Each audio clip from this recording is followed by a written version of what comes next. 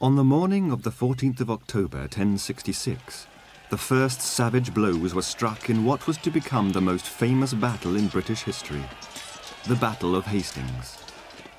The outcome of the fateful meeting between the Saxon army of King Harold II of England and the French forces of William, Duke of Normandy, was to have far-reaching effects. For, as the sun set on the blood-stained slopes of Senlac Hill, William had not only killed a king and destroyed an army, he had sounded the death knell for the Anglo-Saxon way of life.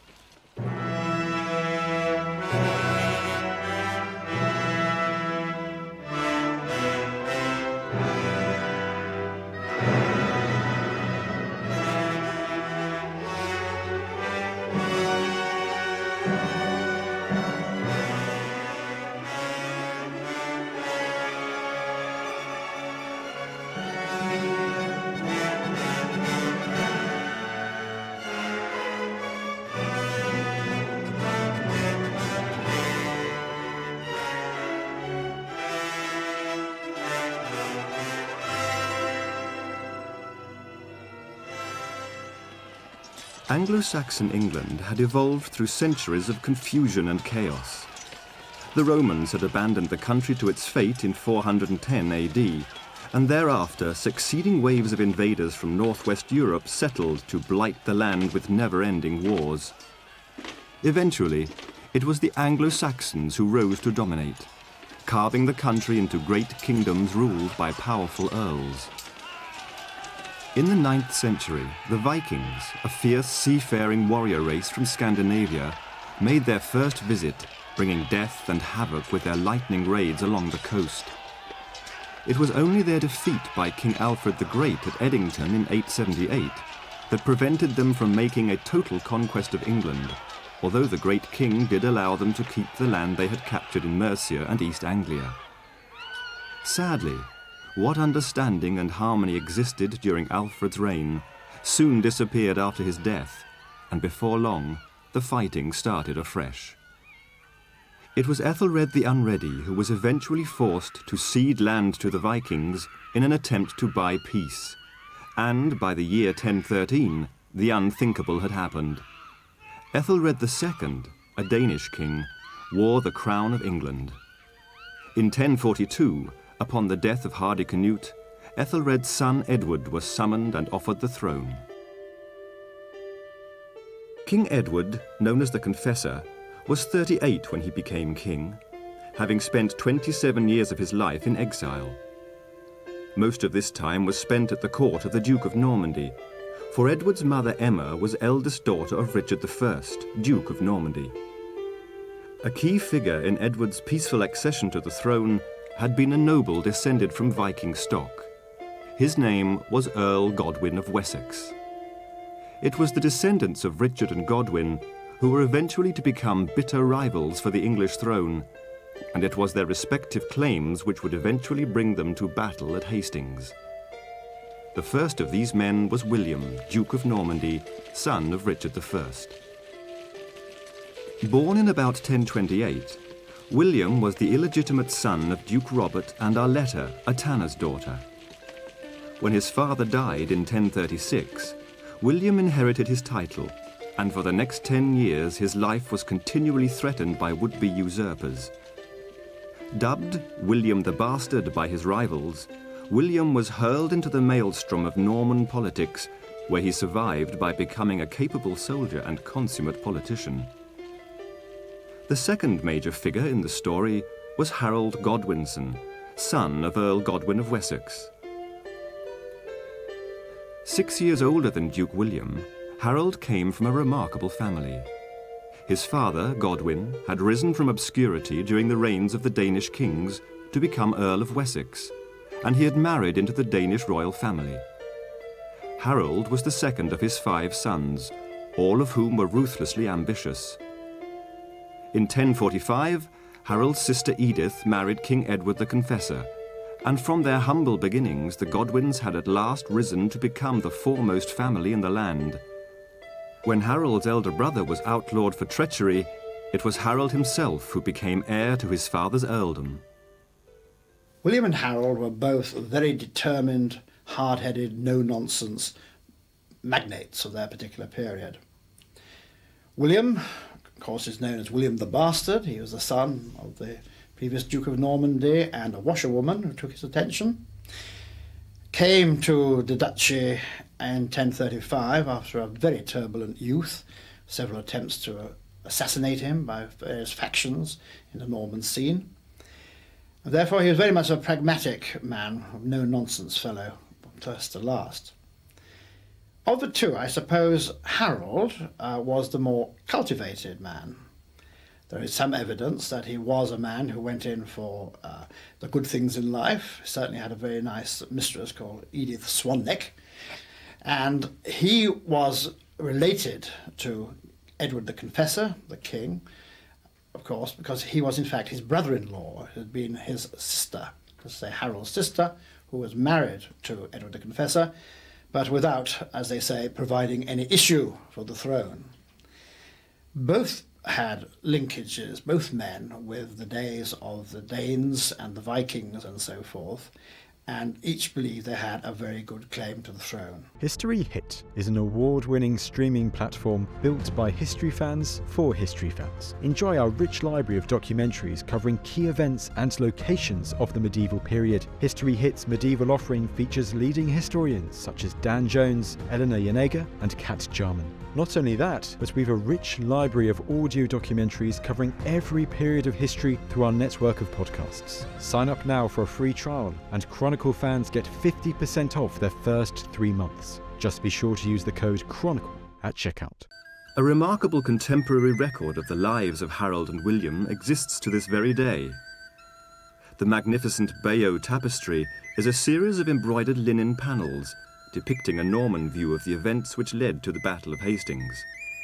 Some 230 feet in length, the breathtaking tapestry was reputedly commissioned by William's half-brother Odo, and now hangs in the museum at Bayeux. King Edward's marriage to Edith remained childless. It is possible that King Edward had already decided that he wished William of Normandy, his cousin once removed, to succeed him, and so, to counter the influence of the Godwins and their own claim to the throne, the king brought in trusted Norman advisors. But care was required, for King Edward desperately needed the military power of the Godwins in order to keep Viking raiders at bay. In return for their help and support, the Godwins demanded more power and more titles. Soon, a power struggle had developed between the king and his leading family, creating uncertainty and instability throughout the country. Matters came to a head when, in September 1051, Godwin's army gathered near Gloucester determined to bring Edward to battle. But Godwin could not have foreseen that his enemies would unite into a massive army against him and, cornered and heavily outnumbered, he was forced to surrender to King Edward's justice. As punishment for their treason, he and his sons were given just 5 days to leave England. However, within a year of King Edward's triumph, the Godwins had returned. The famous Anglo-Saxon Chronicle, a magnificent contemporary record of events, recalls, Earl Harold came by ship from Ireland to the mouth of the River Severn, on the borders of Somerset and Devon, and did much plundering. The people of Somerset and Devon gathered to fight him, and he put them to flight and killed more than 30 good thanes. King Edward had 40 small vessels fitted out to lie in wait for Earl Godwin, who was in Bruges, but he reached this country before they knew anything of it, and won over the people of Kent, the people of Sussex and Surrey, and many more besides. Then he sailed back towards the Isle of Wight, until Earl Harold joined forces with him. They won to their side all the people along the coast. Once again, the spectre of civil war loomed over King Edward's government, for the Godwins clearly enjoyed popular support in the country. When the citizens of London finally gave their backing to the Godwins, King Edward had little choice but to reinstate them. The Anglo-Saxon Chronicle recorded the mood of the time. It was hateful to almost all men to have to fight the men of their own race, for there were few important men except Englishmen on either side. Besides, all men were unwilling to risk increasing the danger of leaving this land open to invasion from abroad if both sides destroyed each other. It was therefore decided that wise men should act as go-betweens to arrange a truce.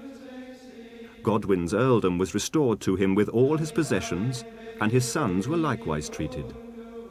The council reconciled the sides, and they outlawed all Frenchmen who had promoted injustice and counselled evil within this realm. This forced removal of King Edward's Norman advisers represented a serious setback to Duke William's ambitions to become king. It is thought possible, however, that during Harold's enforced absence from the country, William visited the English court to discuss the succession with King Edward, and Edward promised to name him heir to the throne.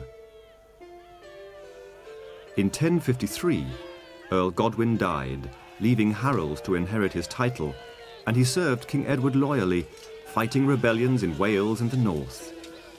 It was in 1064 that King Edward dispatched Earl Harold on an important and fateful mission that was to have a crucial bearing on future events.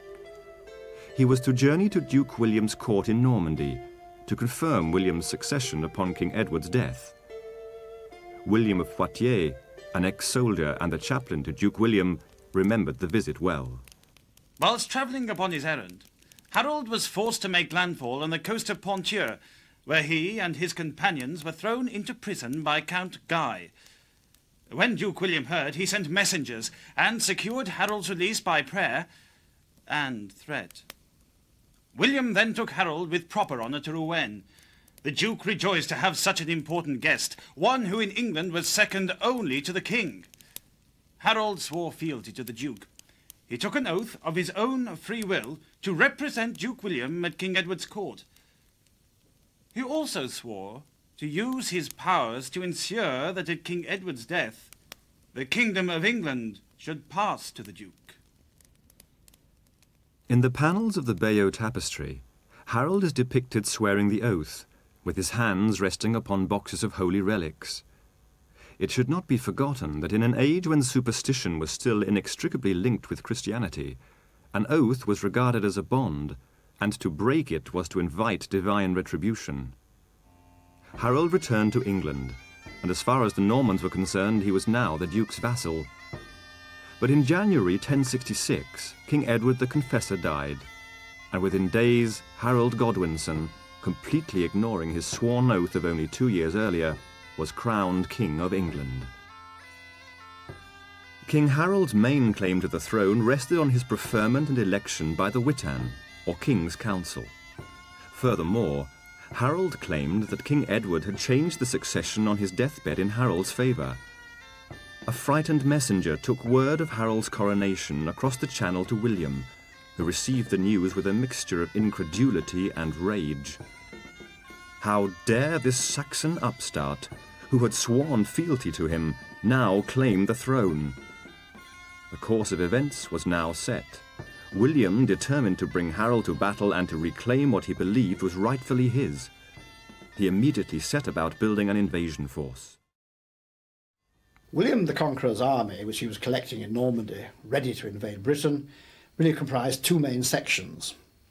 First of all, there are those local Norman lords and magnates who owed him a certain amount of military service, possibly 40 days a year, in return for the lands they were holding from him in Normandy. Those were, you might say, his first team. But because he was not underestimating, was William, the problem of fighting Harold, he also applied for and received a great many mercenary applications from other knights and so forth who were at a loose end and literally came along for the loot, if you might say. Not particularly on the side of William, but he was paying them and he said there might well be rewards in Britain for them. So you have a lot of Bretons, you have other kinds of French knights as well, a few Germans even, who were in this very kind of polyglot army, although the basis of it was, of course, Normans, as you might suppose. Now, there are three sorts of soldiers it comprised. First of all, the knights, which we all think of from the Bayeux tapestry, with their kite-shaped shields, their chainmail hauberks, and their lances.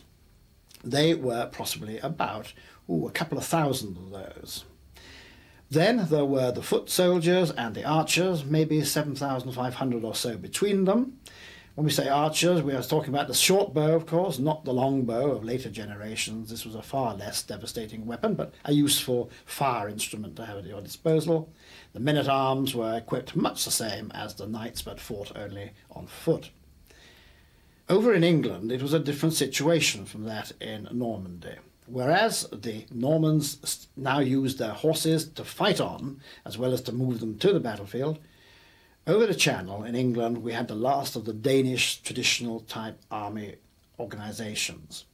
Horses were very much used, yes, certainly, for the king and his thanes and his huscarls, but they were used only for mobility. They always dismounted to fight, as had done the Vikings and the Danes in the previous centuries. They had, of course, as by way of a separate weapon from what the Normans had, the feared battle axe. The great battle axes or the shield wall would be indeed a daunting thing to face at any time, whether on horseback or not. So the two armies which are going to meet at Hastings really represented two distinct types of military organisation. William, the mounted knight, with his great charges up the hill at Senlac and so forth, he represented the future. The great age of the knight in armour was about to begin and would last for the next 250 years or so. On the other hand, Harold's army represented the last of the old Danish Norse-type armies, which always fought on foot, using their horses to get them to the battlefield, but then dismounting to form the famous shield wall and then fight it out with their battle axes. All over Normandy, a flurry of frenetic activity now began. Great ships were constructed, provisions were gathered in, and weapons were forged and stockpiled. Ever the politician, William also secured the blessing of Pope Alexander, who was keen to enforce papal control on the erring English church. Now, with the Pope on his side, William's invasion could justifiably be described as a crusade, and soldiers flocked to his banners. Meanwhile, in England, the new king realized that challenges to his crown were inevitable, and so set about forging new alliances which he hoped would be useful to him. By marrying Aldith, the sister of Edwin, ruler of Mercia, he believed he could secure the support of the north, which had hitherto wavered in its loyalty. The south of the country presented fewer problems. Their loyalty to Harold had never been in doubt. However, when trouble came, it arrived not in the shape of William, Duke of Normandy, but from Harold's own brother, Tostig. An evil and cruel man, Tostig had been sent into exile by Harold in 1065, and now, encouraged by Duke William, he returned, riven with the thirst for revenge. But although his attacks were bloody and brutal, he was eventually driven off, as the Anglo-Saxon Chronicle recalls. When King Harold learned that his brother was in Sandwich, he assembled the greatest sea and land forces the country had seen, for he believed that Duke William was about to invade. When Tostig learned that King Harold was on his way, he sailed north to the mouth of the Humber, killing many good men there. When Earl Edwin and Earl Morcar saw this, they marched there and drove him out of the land. Then Tostig fled to Scotland to gain the protection of the Scottish king, and he stayed there all summer. King Harold went to Sandwich to wait for his household troops, who it took time to gather. The levies were stationed all along the coast, ultimately to no purpose. When the men's provisions ran out, they would not stay, and so were given permission to go home. Although King Harold's brother had been defeated, his enterprise had been more than useful to William. For the men of the southern fiords had now fulfilled their allotted period of royal service in the king's army, and Harold had been forced to pay them off and let them go. William knew that Harold had neither the money nor the power to maintain a standing army large enough to guard the south. Duke William's temporary ally had certainly served his purpose well.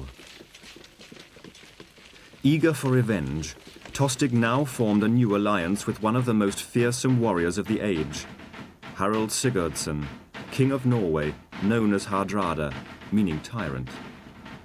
Tostig's ambition revived Hardrada's interest in conquering England, and he threw his energies into raising an army. By August, he was ready and poised to strike from the Orkneys with over 10,000 men. Harold Hardrada was Viking or Danish freebooter, looter in the Grand Order.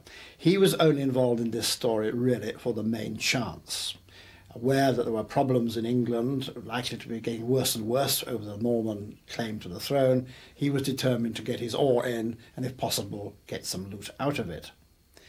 He was a very tall man. He was 6 foot. And of course, he would only be offered 6 foot of English ground when he attempted to negotiate before the Battle of Stamford Bridge earlier in 1066.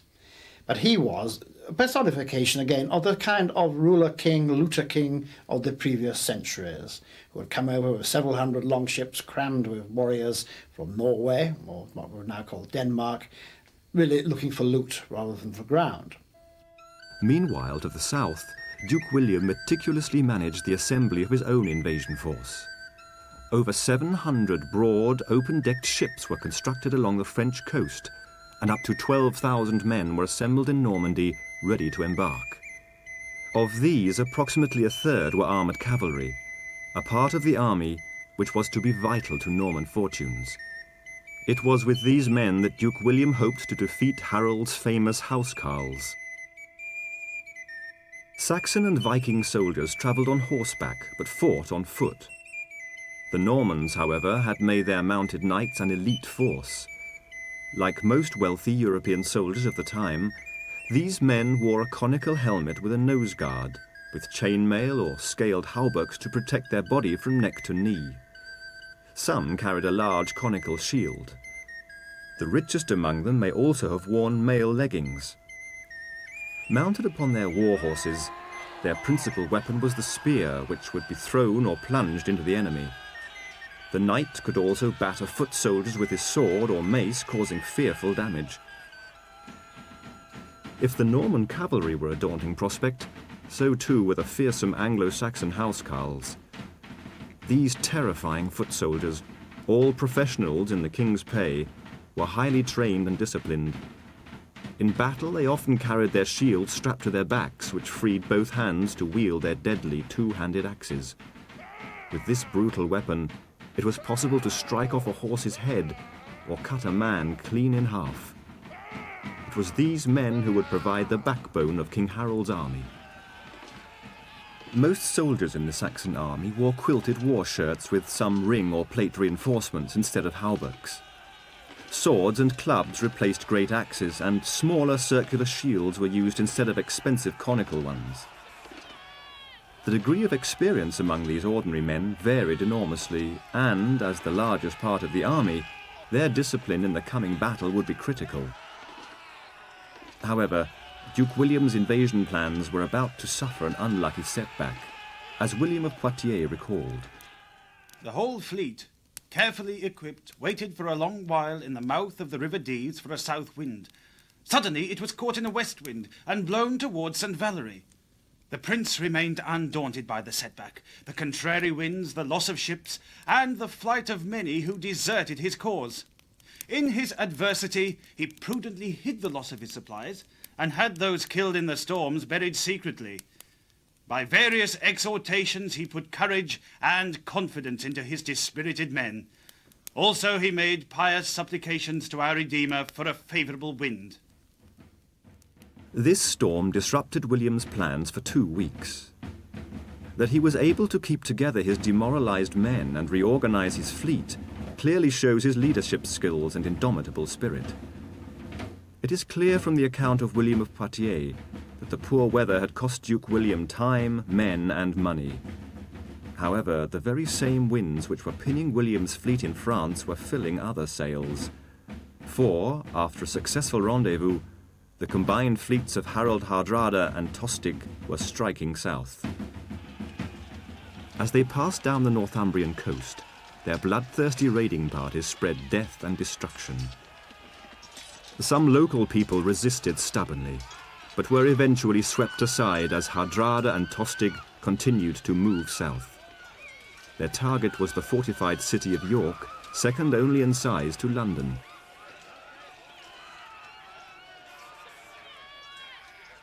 The Battle of Fulford Gate on the 20th of September 1066 marked the high point of Viking fortunes. They had utterly crushed Morcar and Edwin and had gained the city of York. a conference and exchange of hostages was hastily arranged for the 25th of September, at which time Harold Hardrada and Tostig looked forward eagerly to dictating their terms for peace to the men of Northumbria. The place chosen for the conference was close to the Viking base at Rickel, and significantly, over a third of the Viking army had remained there to guard their fleet. The victorious Vikings reached Stamford Bridge and took their ease either side of the river. But, as the allotted time for the meeting drew closer, a dust cloud was seen coming from the direction of York. As the astonished Vikings watched in horror, a Saxon army marched into view. King Harold Godwinson had taken his overconfident enemy completely by surprise. King Harold's rapid march north was a prodigious military feat. When his messengers had brought news of the Viking attacks in the north, he found himself in an impossible situation. Of course, he expected the arrival any day of Duke William's Norman army, and he knew that if he went north to fight, the south would be left defenseless. Alternatively, if he waited for William, he would certainly lose half his kingdom to Hardrada and Tostig, and so King Harold took his greatest gamble. He decided to march north and to head for York. In just 4 exhausting days, his army marched over 200 miles. Harold's showing as a soldier earns a great boost from the way he handled the beginning of the campaign of 1066. He was well aware, of course, of the preparations going on in Normandy by way of the ships being built and the rest of it for the invasion by Duke William. But then he suddenly finds himself faced by this secondary attack, not only the raiding of his disillusioned brother Tostig, but now the arrival of Harold Hardrada and an army of possibly 10,000 Norwegians, or Norsemen we should call them probably, in the north of England. Now, he couldn't be in 2 places at once, and of course he really only had 1 army.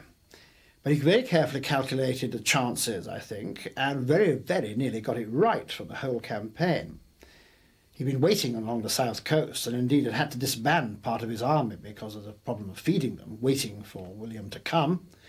But now, he hearing this new threat in the north, decided he must rush up what was no doubt the predecessor of the Great North Road, and this famous 4-day march. He went all the way from London to Tadcaster, just south of York, to get himself an army of perhaps 7,000 men, made up, of course, of his own household troops, the Huscarls and the Thanes, together with the local Fyrds, and faces this army of the Norsemen, who had sailed up the Humber, then up the Ouse, come out at a place called Rickalb, drawn their ships ashore, and begun to harry the countryside against the Earls of Northumbria, and had managed to win a small battle at Fulford before, in fact, Harold appears on the scene. For the first time, Harold Hardrada and Tostig had been outthought and outmaneuvered. The English army fell upon the unsuspecting Viking force, smashing into their shield wall and hacking at the desperate defenders. In the thick of the ferocious fight, Hardrada himself was struck down and killed, but the Vikings fought on, determined to avenge their dead king. Soon Earl Tostig had also fallen to the Saxon spears, and before long the Viking army crumbled and gave way. Even the Viking reinforcements, belatedly arriving to help their beleaguered comrades, were cut down mercilessly by the rampant Saxons. Stamford Bridge became a scene of the most terrible slaughter. By evening, the battle was won, and the battered Viking survivors sued for peace. It was to be the last time a Viking army would ever threaten England, and when they were allowed to leave for home, the beaten Vikings could fill only 24 of the 300 ships in which they had arrived. King Harold had won a great victory, but for his gamble to be completely successful, he needed William to remain pinned in Normandy. This would give King Harold vital time to march south again and to re-establish his position. But it was not to be. By October the 1st, King Harold knew the worst. On September the 27th, just 2 days after his great victory at Stamford Bridge, the wind in the Channel had changed. Within 24 hours, Duke William's army was disembarking on English soil, Once again, King Harold and his men faced a crippling forced march, followed by a battle against a fresh, confident foe. What was more, the army he took south to face William would be very different to the one he had brought north. For, if the Battle of Stamford Bridge had destroyed the Viking army, it had also seriously weakened King Harold's. Although many of his casualties were untrained fieldmen, an alarming proportion had been the famous housecarls. Amongst the torn bodies that littered the field were some of Harold's most experienced men, and these well-trained, dedicated warriors could not easily be replaced. Against an army as well organized and as well-trained as the Normans, the lack of housecarls would be keenly felt. As his footsore army turned south, King Harold must surely have been keenly aware of these gaps in his ranks. But what of Duke William and his Norman army, newly landed far to the south? At last the longed-for winds began to blow. All raised hands and voices to heaven in thanks. Shouting encouragement to each other, they swiftly boarded and prepared for their dangerous voyage, eager not to be left behind. The Duke urged haste and caution. He gave orders that once the fleet reached open sea, they should wait for a signal to continue. A trumpet then gave the signal to sail. After pause in the night, they weighed anchor. With a favourable wind, they reached Pevensey and landed unopposed. Rejoicing greatly, the Normans seized and fortified Pevensey and Hastings to serve as strongholds. Then William, with only 25 knights, rode out to gain information. The Bayeux Tapestry depicts an uneventful crossing and landing, and once ashore, the Normans worked quickly. The local countryside was patrolled, provisions and fresh supplies were acquired, and a wooden fort in prefabricated sections was quickly assembled. But instead of the expected fight on the beaches, the tapestry shows us a feast being cooked. As his men roistered, William planned his next move with his two half-brothers, Odo and Robert. It was then that a messenger arrived with news and a warning from Harold.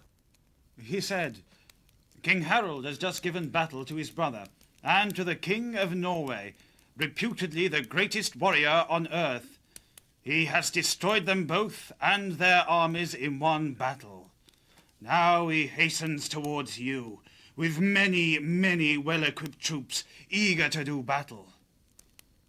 You are thought to be a man, prudent in peace and war. Therefore take care. Stay within your ramparts. Do not offer battle." To this, the Duke replied, "I thank your master for his advice. But tell him I do not wish to save myself behind a stronghold. I wish to give battle to Harold as soon as possible. With God's help, my brave men and I will oppose him."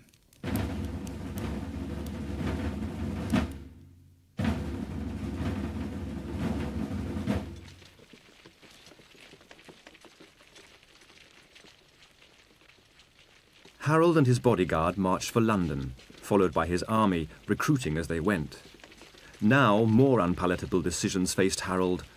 How best to face and defeat the Norman invader? Once again, Harold was faced with the necessity for a rapid redeployment of his available force.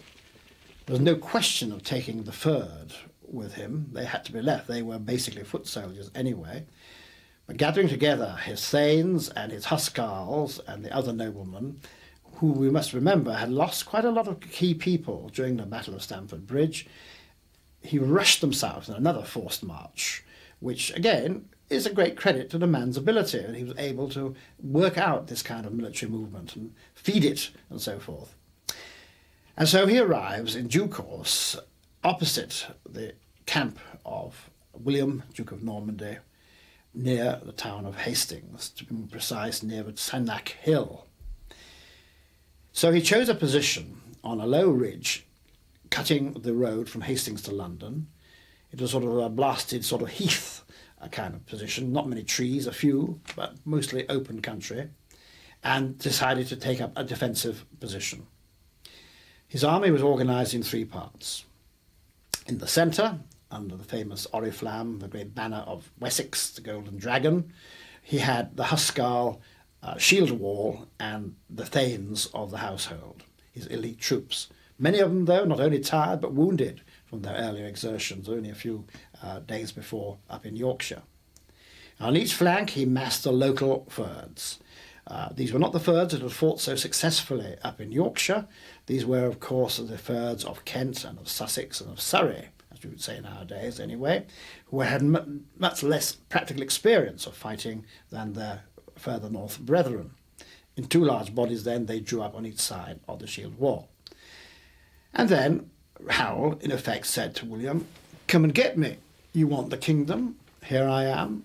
Come and get me." Now, but saying that, of course, he was, in effect, handing the initiative over to Duke William. The form the battle would actually take and its successive stages then would be dictated by the Normans rather than by the Anglo-Saxons. And indeed, several of the chroniclers of the time speak of the way the shield wall stood as if rooted into the ground. This was going to be a fine, stalwart fight to the death. But the chances of winning the Battle of Hastings were fairly limited because William could choose the tune and make the Anglo-Saxons dance to it. The speed of Harold's deployment certainly surprised Duke William, for many of his men were still out foraging when they arrived.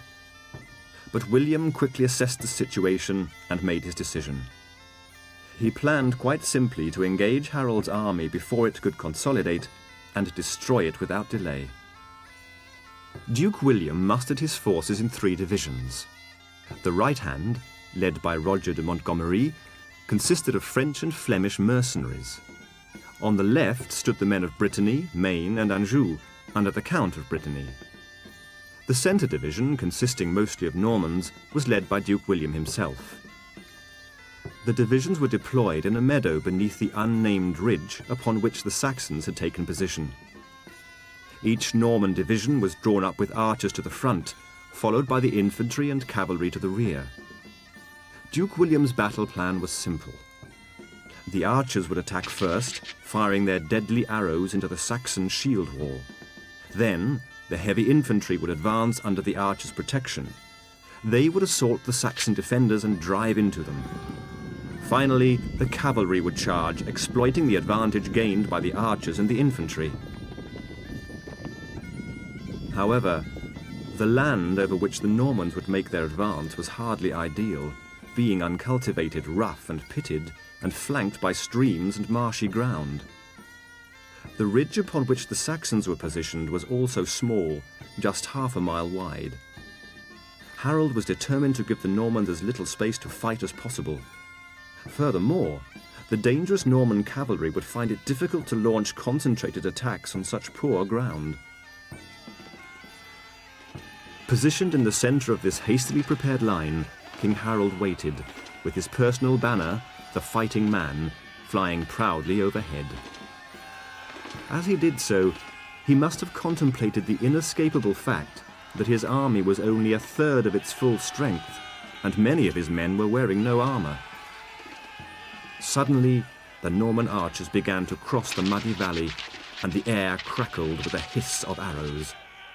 The Battle of Hastings had begun. Surprisingly, the advancing archers achieved little as they emptied their quivers into the well-organised Saxon shield wall. Duke William ordered forward his infantry, urging on his eager men, as in their massed ranks they advanced up the slope towards the Saxons. But nothing could have prepared them for the sheer tenacity and ferocity of the English defence. The English fought back bravely, according to their strength, hurling spears, stones, and axes. The deadly weight of projectiles would, you may think, have overwhelmed them, but the knights followed their leaders, eager to use their swords. The cries of Norman and barbarian were drowned in the clash of arms and the shouts of the wounded and dying. The battle raged furiously for a long time. The English had the advantages of ground and staying together in an unassailable body, but most of all from the way in which their weapons struck home. Thus they valiantly held off and repulsed their attacks in hand to hand, and inflicted casualties on them. Without doubt, the Saxons enjoyed the best of these early minutes of the battle, and the Norman infantry, blooded and battered, withdrew towards their own ranks. Now it was the turn of the Norman cavalry to thunder up the slope, only to founder against the determined Saxon shield wall. Halted on the slopes, the impetus of the Norman attack was lost, and as the terrible carnage continued, William's left flank wavered and broke. The Bretons in the ranks fell back in a fear-stricken rout, crying that Duke William was killed. The entire Norman line faltered as the news spread, and the Saxons on the right of Harold's shield wall, seeing their enemies flee, broke ranks. Charging down the hill after them, they butchered all in their wake. The battle had now reached a critical moment. The initial Norman attack had failed to smash the shield wall on the ridge, and now a third of William's army was stumbling backwards, chased by screaming Saxons. It was now that Duke William displayed his brilliant leadership qualities. From his command position, he ran to where his men were falling back, and removing his helmet, stood before them, yelling that he was alive. This prompt and brave action inspired the Duke's wavering troops, and they halted their retreat. The Saxons, who had fallen on the retreating Normans in the belief that the battle was won, were now caught in the open ground, and the Norman cavalry was able to turn ruinously upon them. Without the protection of their densely packed shield wall, the Saxons were mercilessly cut down. Although a small number made a short-lived and futile stand on a hillock, very few of their number returned to the Saxon lines. On the ridge, King Harold could only watch in despair as his men died helplessly on Norman swords and spears. By about midday, the Battle of Hastings had reached a rather parlous situation, perhaps for both sides. Harold had lost the whole right wing third, which had charged down and been butchered by the Normans, who turned round, having deliberately lured them into a premature attack in that way. But as far as the Normans were concerned, although that was obviously a plus, yet the battle was yet far from won, and it was absolutely necessary that a decision should be reached within that day before sunset. They had nowhere to fall back upon. Their morale would plummet if they didn't win the battle on this first day, and they would probably face, therefore, total disaster. Therefore, the battle is not yet won, but every incentive is now for William to fling all his remaining resources into this battle. The Anglo-Saxon line was battered. It had no right flank now, but still there was this formidable line of the shield wall with their battle axes waving threateningly over the top of it, and so everything was yet to be gained or lost. With the sun high in the sky, there now came an eerie lull in the battle as both commanders assessed the situation, allowing time for the exhausted men of both sides to draw breath. For William and his Norman army, it was now or never. And so the Norman army returned to the offensive. Waves of archers, foot soldiers and cavalry once more threw themselves in coordinated onslaughts against the shield wall. The Saxons fought on with incredible determination as the hours passed, desperately trying to halt the ferocious Norman attacks. But soon, holes were beginning to appear in the Saxon line. In the series of bloody melees, King Harold's two younger brothers, Gaiath and Leofwin, fighting hard against the Norman incursion, were cut down and slain. Duke William at last knew that the tide of battle was turning inexorably in his favour, but progress was frustratingly slow. It was now that the Duke delivered two tactical masterstrokes, which would finally break Saxon resistance and win the Norman army the day. Remembering the Saxon reaction when faced with the Breton retreat earlier in the day, William ordered a series of feigned or fake retreats by his cavalry. Again faced with seemingly retreating Normans, the Saxons believed that they had put the enemy to flight and broke ranks to chase them down the hill. The Norman cavalry simply wheeled around, isolated their erstwhile pursuers, and killed them. William's second significant change of strategy came with the order to his archers to concentrate their fire on the unarmoured men of the Saxon rear. The deadly shafts began to take a fearful toll, including amongst their victims several men in King Harold's entourage. Together, the feigned retreats and the storm of arrows weakened the Saxon line enough for the Normans to break through decisively. It was now that a final crushing blow was dealt to Saxon morale. King Harold himself was struck down and killed.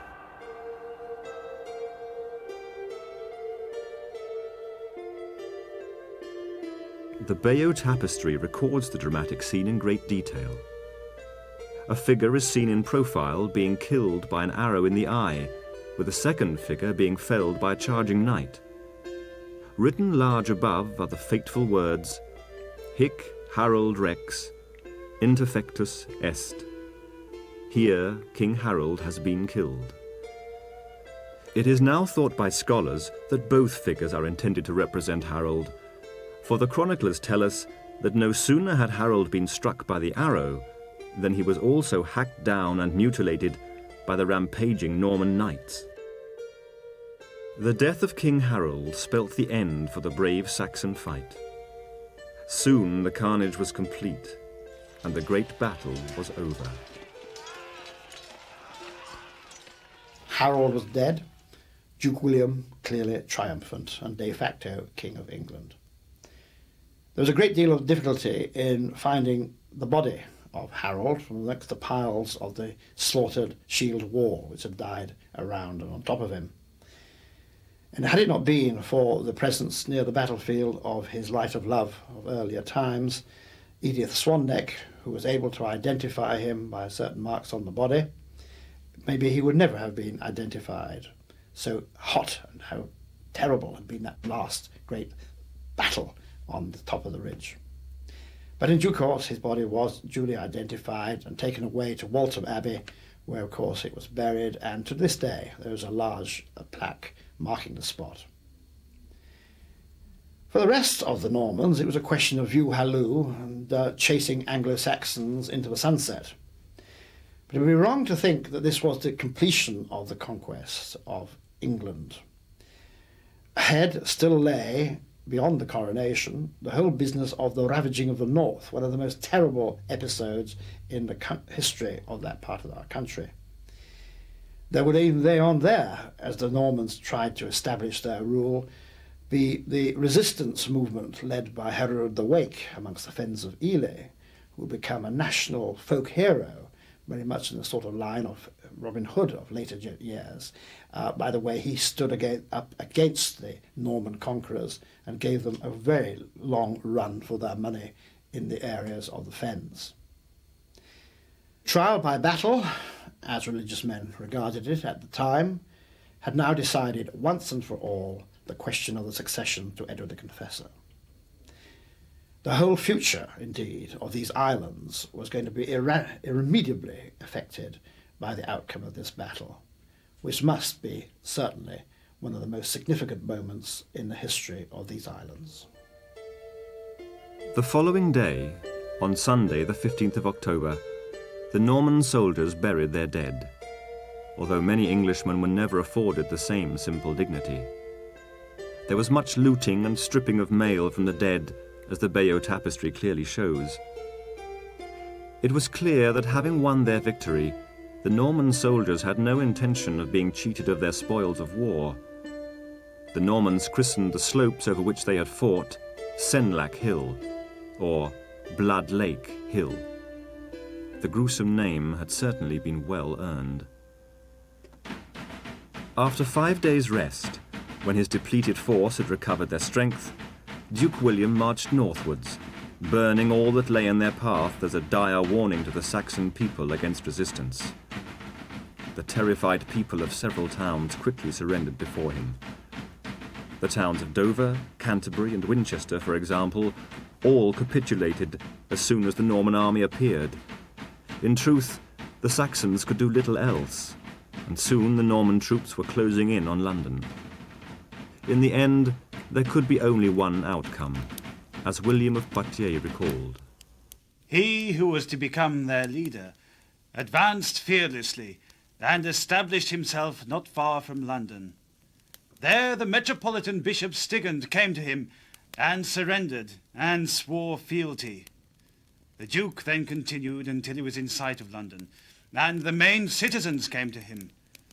They surrendered their city and people into his hand and gave him such hostages as he required. Furthermore, the bishops and lay people begged him to become their lord and king. William was crowned William I of England at Westminster Abbey on Christmas Day 1066, and was to rule with a ruthless efficiency until the year 1087. During this time, Norman feudalism was imposed on England, and the country was dragged into the continental system of rule by the establishment of church courts and Norman ecclesiastics. William I was the last foreign ruler to win the crown of England through a successful military invasion, and it was during his reign that the foundations of the nation-state we recognize today were laid. That he was able to achieve this depended entirely on the outcome of the most significant battle in British history, at Hastings in 1066.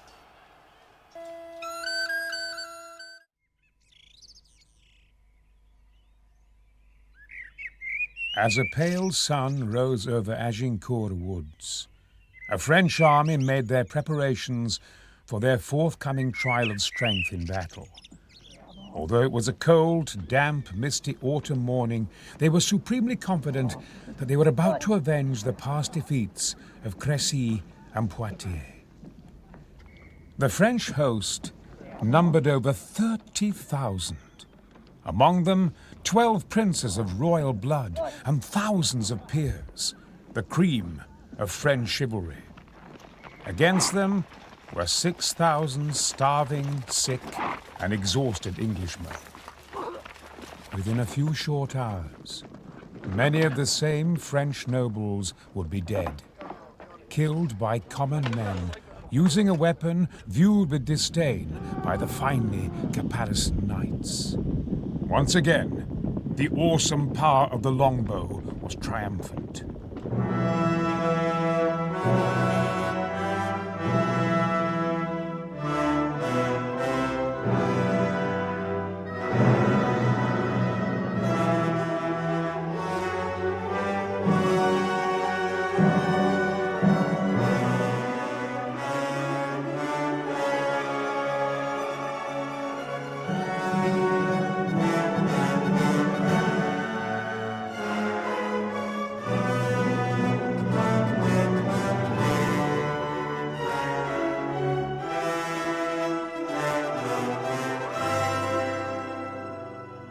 The origins of the conflict of which Agincourt was a part, and the weapon that won the battle, are bound together from the very beginning.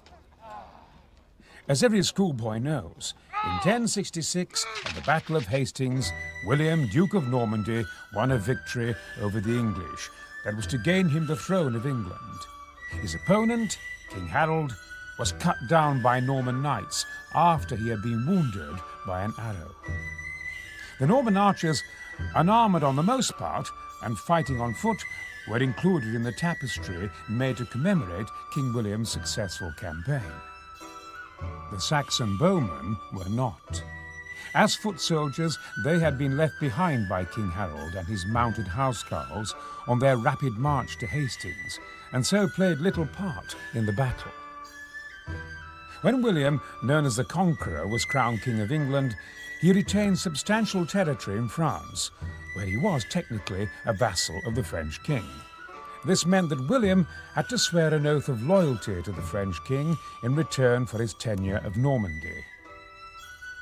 King Henry II, a great-grandson of the Conqueror, was crowned in 1154.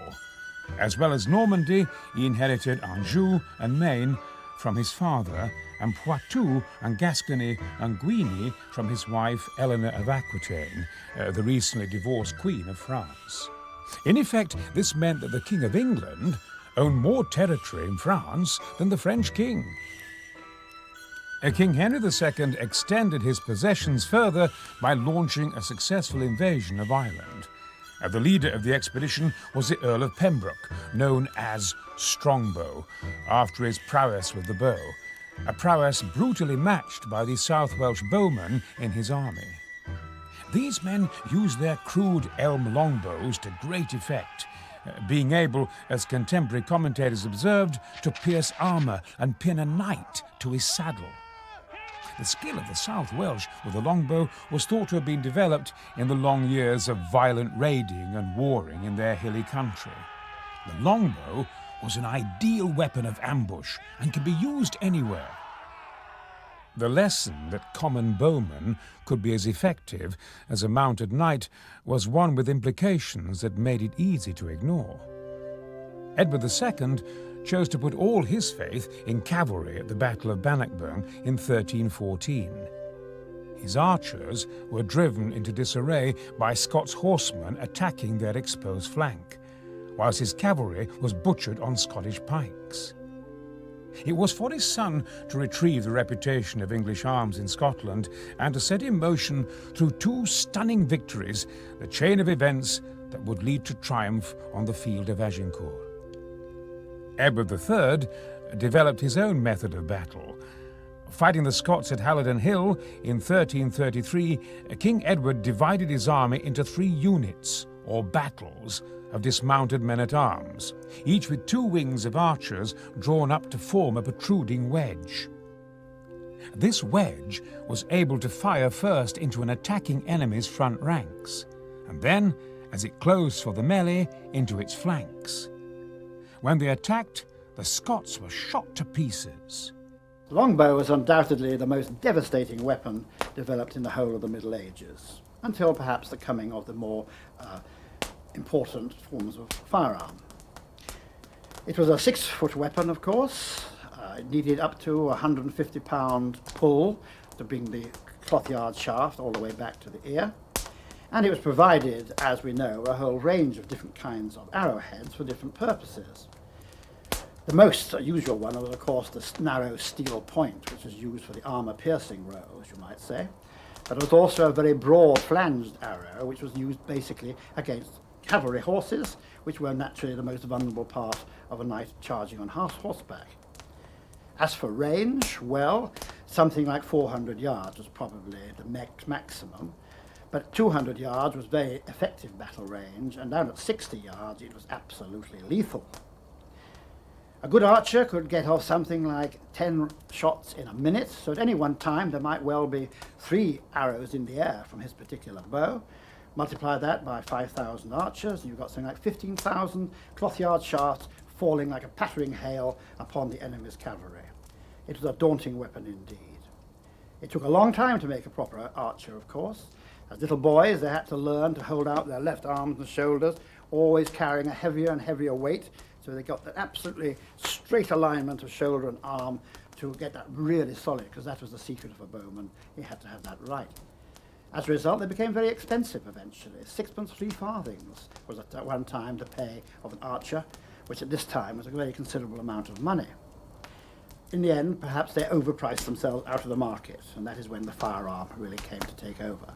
But until that time, there was no weapon like it for killing power in any of the armies of Europe. While King Edward's eyes were on the successful conclusion of his campaign in Scotland, events in France were proving the fragile nature of the relationship between the two monarchies. In 1337, convinced that the English were plotting with his enemies to overthrow him, King Philip VI of France formally confiscated Aquitaine from Edward III. Edward responded by renewing his claim to the French throne and withdrawing his allegiance. War was now inevitable. From the very onset of the English invasion, archers were to be of crucial importance. The French army was not without its own divisions of bowmen, but they were a much smaller contingent, and they were armed not with the longbow, but the more modern crossbow.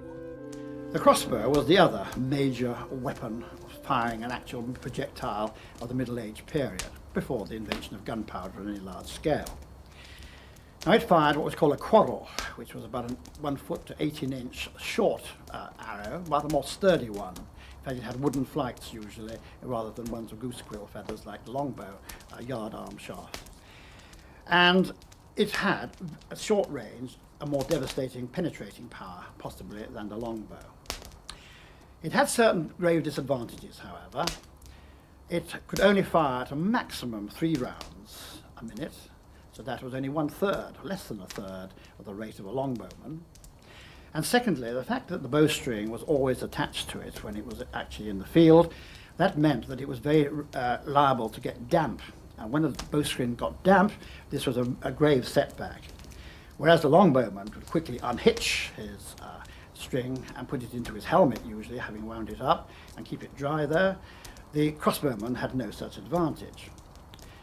So of the 2 weapons, there is no doubt that the longbow was the most devastating. It's interesting to realise, of course, that as late as the Second World War this weapon was in use.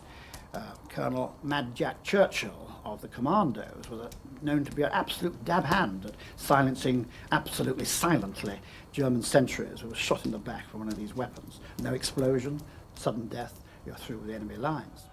The longbow demonstrated its versatility as a weapon at sea as well as on land.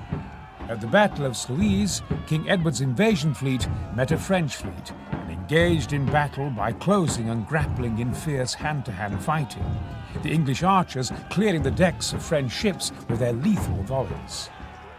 Jean Froissart, a Frenchman who was employed by King Edward's wife, Philippe, wrote a colourful account of the engagement.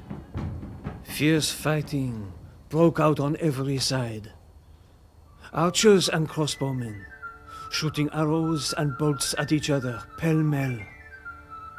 And men-at-arms, struggling and fighting in hand-to-hand combat. In order to come to closer quarters, they had great iron grappling hooks fixed to chains, and these they hurled into each other's ships to draw them together and to hold them fast while the men engaged.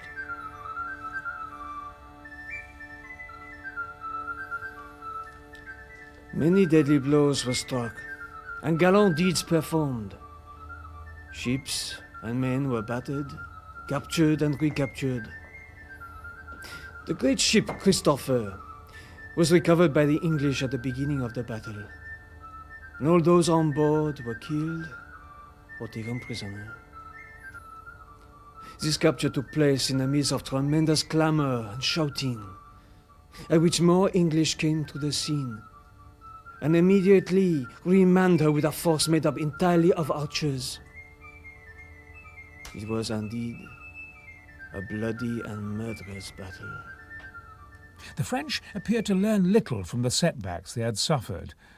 Peace did not last for long, and in the winter of 1345, King Edward once more prepared for battle. He built up a royal army of 15,000 men, of whom perhaps half were armed with a longbow. On July the 11th, 1346, his army landed in France. The style of warfare of the English army was to become sadly familiar to many Frenchmen. The English cut a destructive sway through Normandy, robbing, pillaging, and plundering as they went. The French had, in the meantime, amassed an army of around 40,000 men, eager to be avenged on the invaders by crushing them in battle. As soon as they were mustered, they set off in pursuit. After a brief chase, King Edward drew up his forces on a ridge near the little town of Crecy. They numbered about 12,000, half of them archers. Arranged into 3 battles, with dismounted men-at-arms flanked by archers, the English were in a good defensive position. On the 26th of August, the massive French army arrived before the silent English lines. Instead of waiting to be formed into commanded battles, the impetuous French nobility wished to attack immediately. It was now that the lack of a clear command structure within the cosmopolitan French army became apparent. It was this factor which led to confusion and frustration. The French sent forward a contingent of Genoese crossbowmen to harry the English ranks. In the duel of archery that followed, the superior rate of fire of the longbow forced the Genoese to retire. Jean Froissart was told of what followed by an eyewitness. The English archers fired their arrows at the Genoese so thickly and well spread that they were like snow. When they felt the arrows penetrating their arms, head and faces, the Genoese, who had never met such archers before, were thrown into confusion. Some threw down their crossbows and others cut their bowstrings. They began to retreat. Between them and the French main guard was a body of splendidly mounted and armed knights who had watched their defeat and now stood between them and retreat. The King of France, seeing how poorly they had performed, called out, "Kill that rabble! They are only in our way." The mounted men struck them down on all sides, and many fell. The English continued to fire into the crowd, making every arrow count. They impaled or wounded horses and riders, knocking them to the ground. And yet the French went forward, preferring to die than to flee dishonorably. With their ranks thinning considerably, the French rode forward to assault the English men-at-arms, only to find the arrow storms now pouring into their flanks. Bloody chaos took place. The ridge in front of the English became a seething mass of dead and wounded horses and men. The French ranks were compressed, so men had no room to fight. The arrows kept coming, and all semblance of order vanished. Those Frenchmen, still willing to fight, reformed and attacked. But it was too late. When the sun rose the next day, 10,000 French lay dead on the field. The victory of Crecy demonstrated the destructive power of the longbow even against the latest mail and plate armor. French chivalry was decimated, French government paralyzed by despondency. Yet within 20 years, it would happen again. In 1356, there was another English chevauchée, or armed raid, this time into Poitou. It was led by King Edward's eldest son, the Black Prince. Once again, the English found themselves trapped by a French army of over 30,000 men. The English force totaled 8,000, which included 4,000 archers. They took up positions along a wooded ridge near Poitiers. The first French attack was a suicidal frontal assault by 300 hand-picked knights, which was easily shot to pieces. The next assault was made by 2,000 men-at-arms on foot, who had struggled for 2 miles to reach the English lines. But the archers, moving swiftly, continued to pour arrows into the French flanks and rear. And when they ran out of arrows, they fell on with sword, axe, and mallet. The French broke and fled back into the next division, which had been slow in moving to reinforce its comrades. This division broke too and fled. Jean Froissart recorded this moment. The archers began to shoot murderously from both sides. Their long barbed arrows knocking down horses and piercing all before them. Injured and terrified horses refused to go on. They shied away, or ran or fell to the ground, trapping their riders. Rarely have so many soldiers suffered so much in such a short time, as they became jammed together, and so could not advance. Seeing this carnage before them, and unable to advance themselves, those at the rear turned back. In truth, the English bowmen gave a huge advantage to the English and terrorized the French. The accurate, heavy shooting of arrows left the French with nowhere to hide, and so the English, slowly but surely, gained ground. Once again, the people of France were stunned. Once again, they had suffered a catastrophic defeat against an English army they had greatly outnumbered. Over the next 20 years, with many of its leaders dead or awaiting ransom in England in the aftermath of Poitiers, France was ravaged by further military expeditions, peasants' revolts, and roving contingents of unemployed soldiers, the so-called free companies. These men picked the land clean, until a war in Castile drew them away with the prospect of pay and booty. The battered, war-torn French could not know it, but their fortunes were to change for the better. By the 1370s, under the rule of King Charles the Wise, France was regaining its territory, and a generation of English war leaders, worn out by constant campaigning, were dying out. The Black Prince died in 1376, his father the year after. As the years went by, Crecy and Poitiers became memories of past glories. The territory won in battle had been lost, and Englishmen looked for a new leader, cast in the mould of the Black Prince. In 1413, a 25-year-old man whose father had usurped the throne was crowned King of England. His name was Henry, the 5th king to bear that name. He was already an experienced soldier, having fought successfully to put down rebellions against his father. Although he inherited his throne peacefully, King Henry V knew that the great nobles that surrounded him were only as loyal as it suited them. He needed to divert their attention into a cause that would unite all Englishmen behind their king. Henry V resolved to pursue his claim to the French throne by force. King Henry V was a single-minded man and a ruthless politician. He could have negotiated with the French for the territories that Edward III had been granted by treaty. But sensing disunity in France, he immediately demanded the French crown and marriage to Princess Catherine, daughter of the mad French king Charles VI. These demands were dismissed by the French princes of the blood, and an insulted King Henry prepared for war.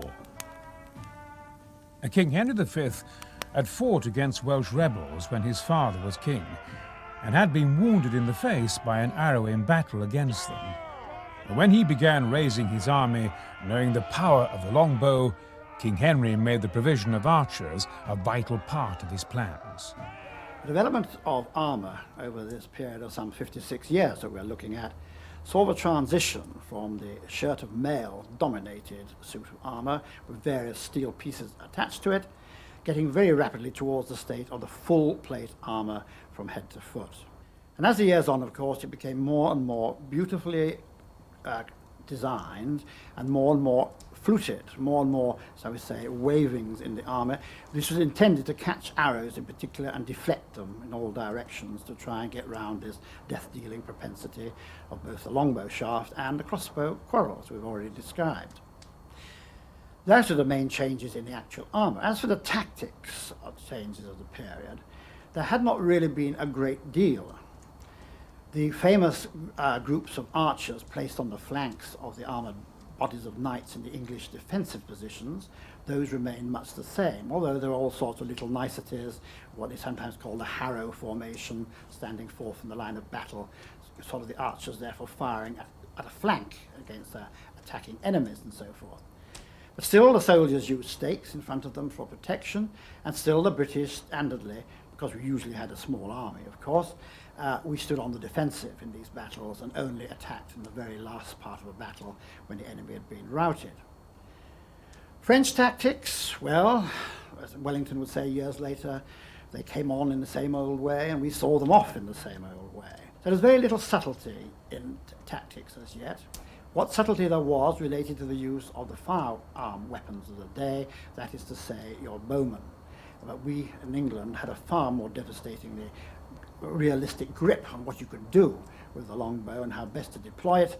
So English tactics were one big secret in our success.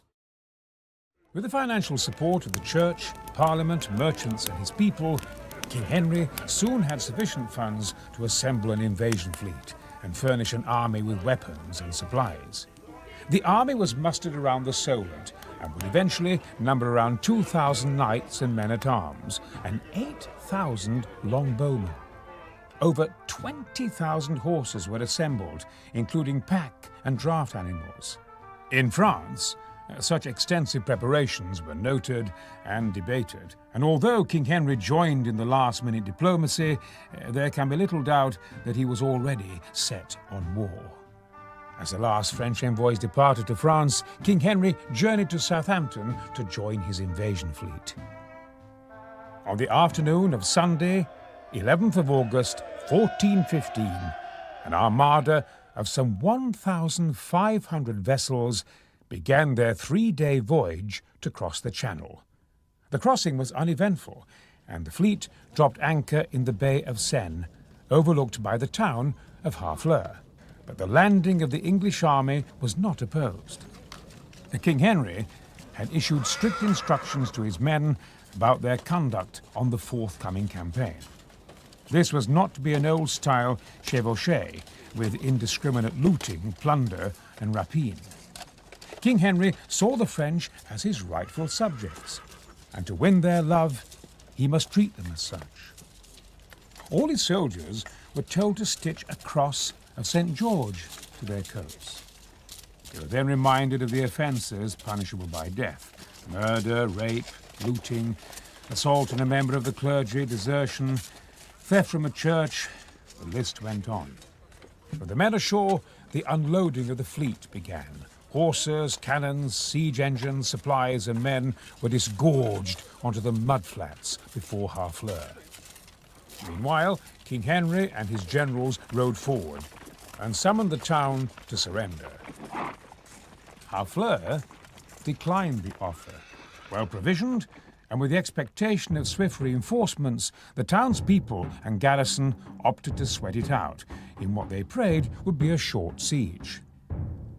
By the 18th of August, however, King Henry's army had completely surrounded the town, preventing further supplies reaching it. The siege train was manhandled into protected positions around Harfleur and towed onto ramps from where it would launch its projectiles to smash the walls or destroy the turrets and battlements. The siege of Harfleur in many ways saw the meeting of two periods of siege warfare. First of all, there were the traditional methods still being used, which went back as far as the Romans and the ancient Greeks. That is to say, the use of various engines of war, hurling rocks like trebuchets or mangonels and so forth, with a view to crushing the enemy's defences or the defenders themselves, and thereby creating a breach of sorts. Also, there was still being used the methods of digging mine tunnels underneath a wall, putting a lot of wood and pint props and so forth underneath them, and then setting fire to them with the help of oil of sorts put on top of them to make them burn, again causing a collapse of a whole section of wall, whereupon a fortress could be open to assault. That was the ancient way of fighting sieges. But now we have onto the battlefield, or onto the siege area too, the first bombards, those early forms of artillery. Now they could be pretty large. It is estimated that the largest at this time would fire a missile weighing up to 1/4 of a ton, which was a terrific amount of hitting power. And though at Edinburgh Castle, of course, there is Mons Meg, which is one of these vast cannons from this kind of period. There's another, in fact, in the Kremlin in Moscow too. So they could be huge, very difficult to move.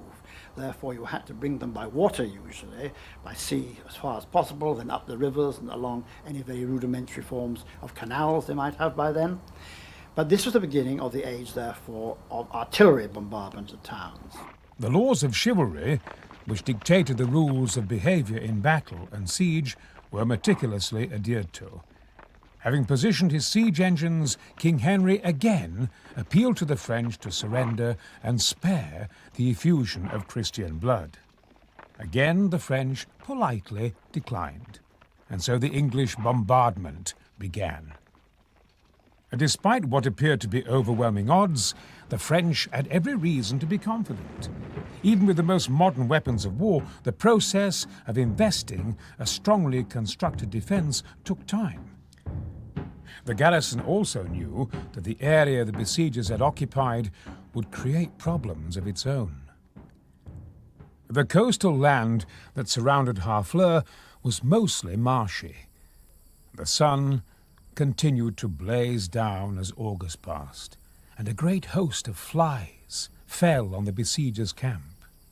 Combined with a total lack of sanitation, these ingredients produced the perfect conditions for the scourge of medieval armies: disease. Dysentery soon began to thin the ranks of an army, compelled by the siege to remain in one place. Boredom also led to drunkenness amongst the soldiers, although the discipline King Henry had done so much to instill remained. By the middle of September, the great guns of King Henry's train had done much to tip the balance of the siege in the English army's favour. The walls of Harfleur were cracked, and in places clear breaches were being made. On the 22nd of September, the leading citizens of Harfleur knelt before King Henry, and the garrison surrendered its weapons. The English army moved within its shattered walls and began to rebuild them. The capture of a stronghold to safeguard their beachheads had cost the English 2,000 men. Ominously, too, the weather was turning, the sun giving way to torrential rain, which turned the parched land into a quagmire. Further news came in to dampen English spirits. The French had raised 3 massive contingents that were now converging to form an army. King Henry was left in a quandary, with a number of options, none of which matched his original plan of a quick siege and rapid chevauchée to Bordeaux. He could remain in Harfleur or return to England, but this would have been seen as a defeat. The Dauphin, with the advantage of large numbers of fit, fresh troops over King Henry, was not likely to agree to his request for single combat.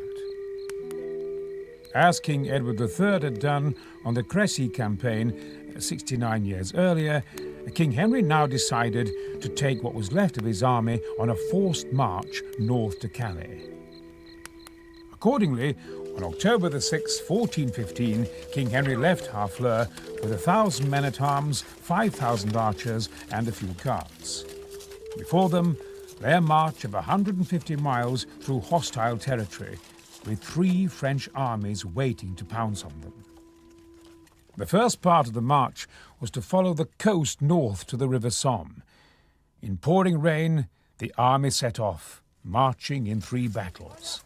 Despite the continuing rain and the sudden attacks of sickness which weakened many men, the tiny army continued on its way, marching between 15 and 20 miles a day.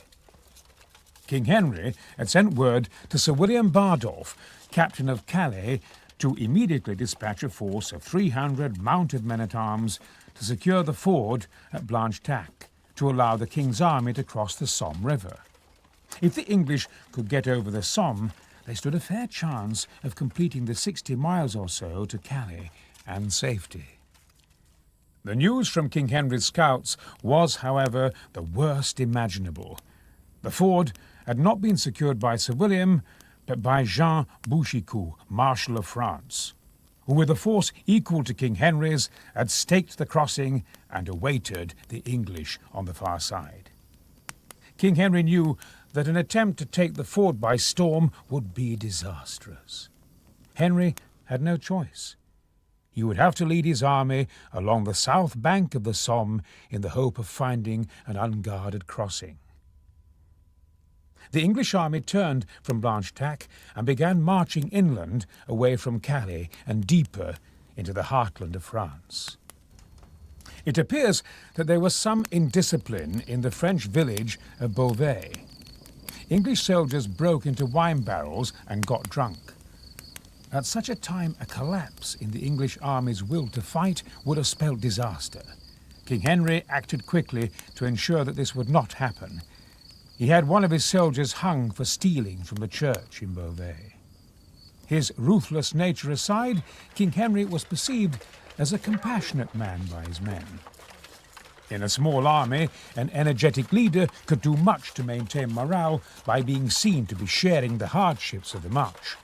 As most of his army was now on foot, they probably did not appreciate the extra burden. although it was to prove a fortunate one. King Henry now had some luck. At Fouilles, the Somme suddenly swings in a sweeping bow to the northeast. The French had destroyed all the possible crossing points, and King Henry, by leaving the river's course and cutting swiftly southeast, was able to beat the French to the fords at Bethencourt and Voyens. On Saturday, the 19th of October, under his personal supervision, King Henry's troops repaired the fords and crossed to the north side of the Somme. On Sunday, the king allowed his men a day of rest. While the English slept and dried their clothes, less than 7 miles away was a large French army. The French sent forward their heralds, and the laws of chivalry were once more carefully observed. In formal terms, the heralds offered battle to the English and asked King Henry what his intentions were.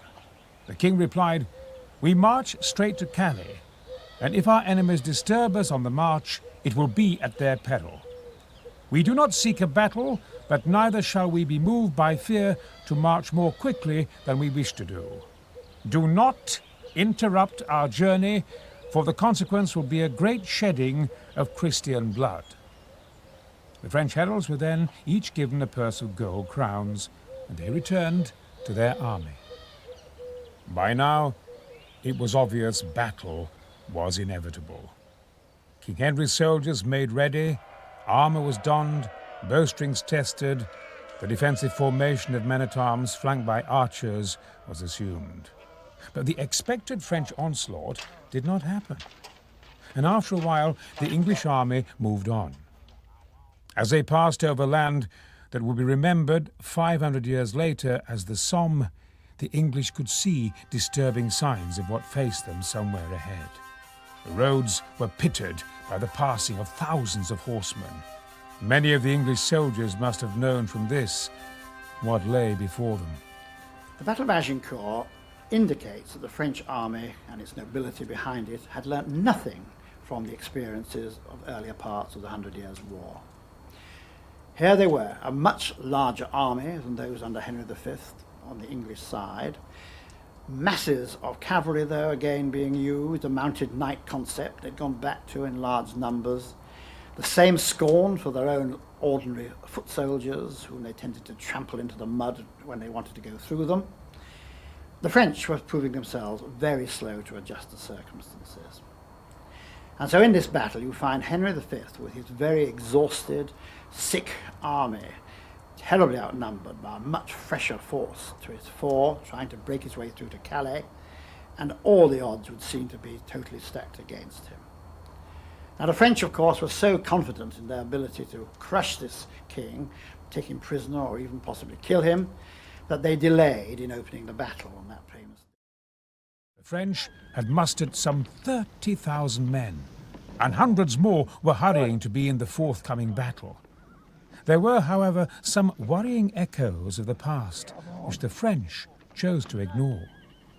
The French High Command was once more divided in its aims.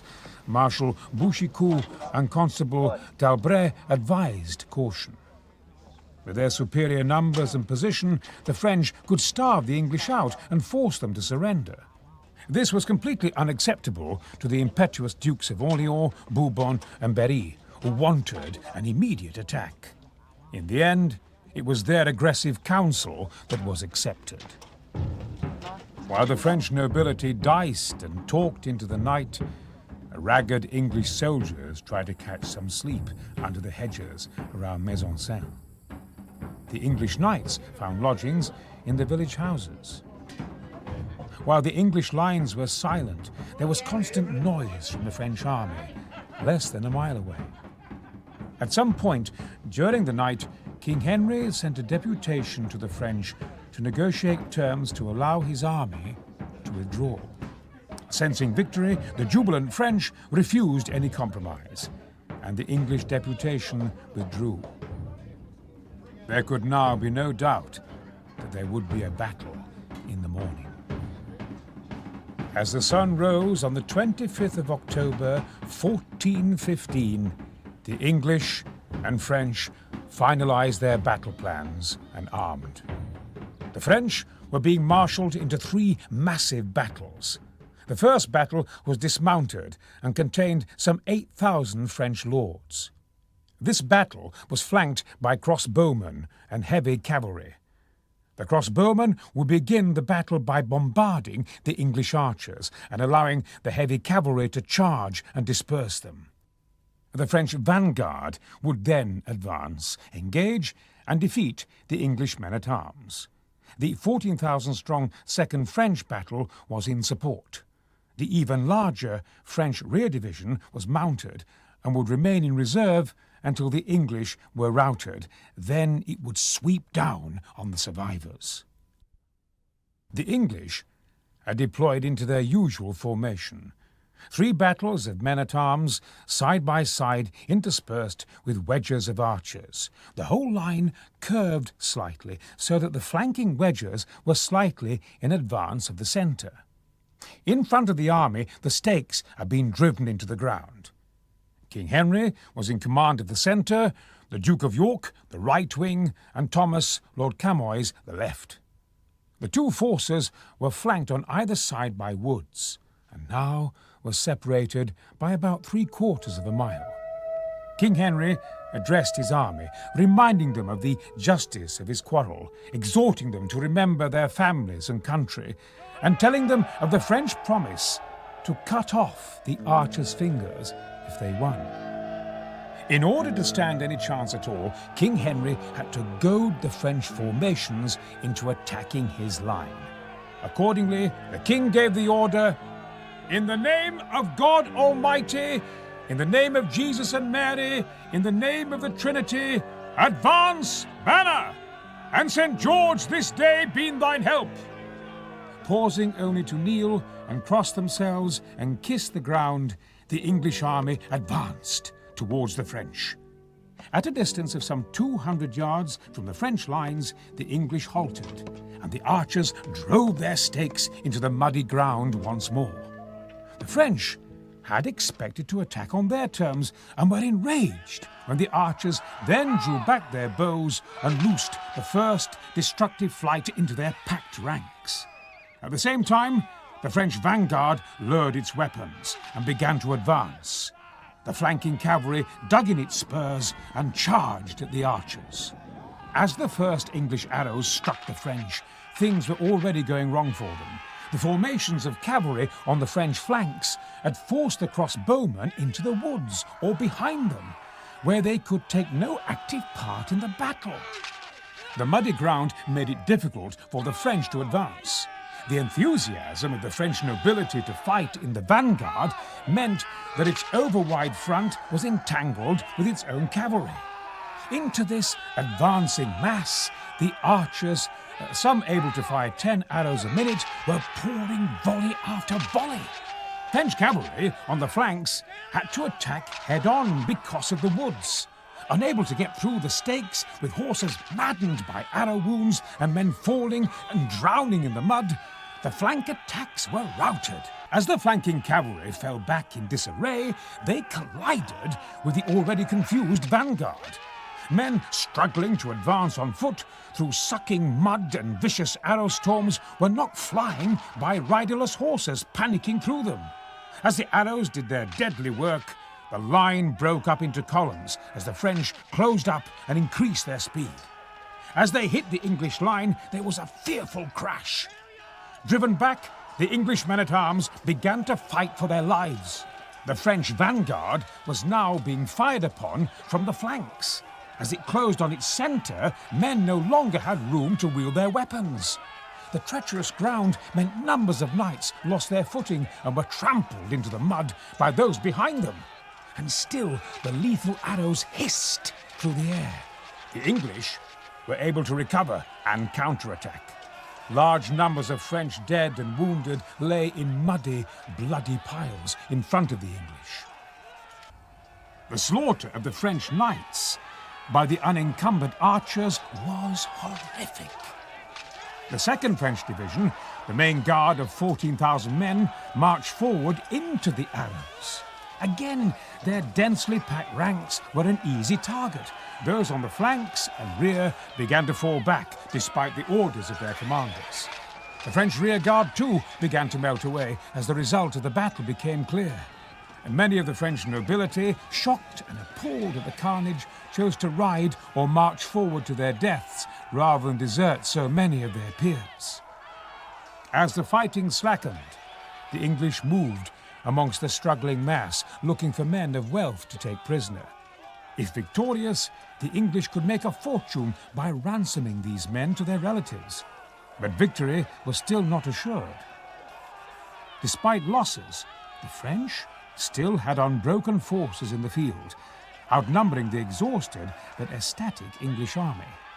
Just as victory seemed certain, King Henry received word that his baggage train was under attack from a French force that had arrived too late to take part in the main battle. The king was also aware of the fact that he had a substantial number of captured Frenchmen to his rear. These men were still capable of carrying arms if rescued. The king then made a terrible decision. He ordered the extinction of all but the most valuable French prisoners. The English, however, at first refused the king's orders, not wishing to lose valuable ransoms. Before it was realized that the English were safe, a substantial number of French prisoners were dead. The battle had lasted a little over 3 hours. In that time, 10,000 Frenchmen had died, and 1,500 had been taken prisoner. English casualties were less than 300. The bloodbaths of Crecy and Poitiers had once again been inflicted on the French nobility. The victory of Agincourt passed into myth as Crecy and Poitiers had before. The conflict that became known as the 100 Years' War once again turned against the English, and Henry V's son would lose his crown. The longbow too would fall from favour, its replacement, the musket, requiring a few hours' training as opposed to a lifetime of practice. In the age of gunpowder, William Shakespeare would make King Henry V into the embodiment of the chivalric warrior spirit of the English. In 1914, British newspapers would report that during the retreat from Mons, British soldiers had seen ghostly medieval archers firing at the oncoming Germans. Such is the power of myth. The truth of that day in 1415 was different, and those who survived it would never forget. The victory of the longbow was achieved at a terrible price.